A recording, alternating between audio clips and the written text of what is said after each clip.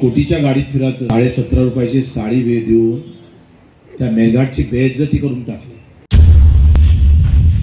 खोट बेमान निघालं तर पैसा मायेची सेवा नाही करू शकत. मायेची सेवा करायला अंतर्मन तयार पाहिजे, चांगले विचार पाहिजे. 17.5 रुपयाची साडी देऊन त्या मेळघाटची बेइज्जती करून टाकली. 2 कोटीच्या गाडीत फिरायचं, 17.5 रुपयाची साडीमध्ये लोकांना गुलामीकडे नेण्याची व्यवस्था मित्र तोडून टाकावं लागेल, तोडावं लागेल. लाख बलिदान घ्यावं लागलं तरी चालेल. आमचं तर सगळं सुखात होतं राजकुमारजी, आम्ही सुखातच होतोय. फक्त निरोप काय होता, तटस्थ राहा, ना इधर ना उधर. पण सुखातली आम्ही दुखात नाही, कष्टात टाकण्याचं काम केलं, इमानदारीकडे जाण्याचं काम केलं.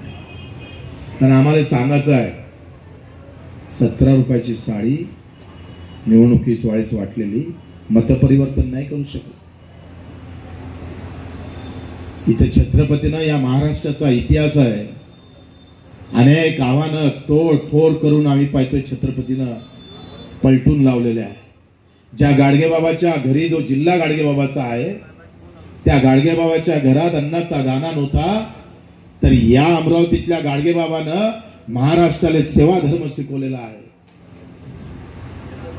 पंजाबराव देशमुखांनी अख्खा हिंदुस्थान आम्ही पाहतोय, या अमरावतीतून पंजाबराव देशमुखांनी अख्ख्या हिंदुस्थान.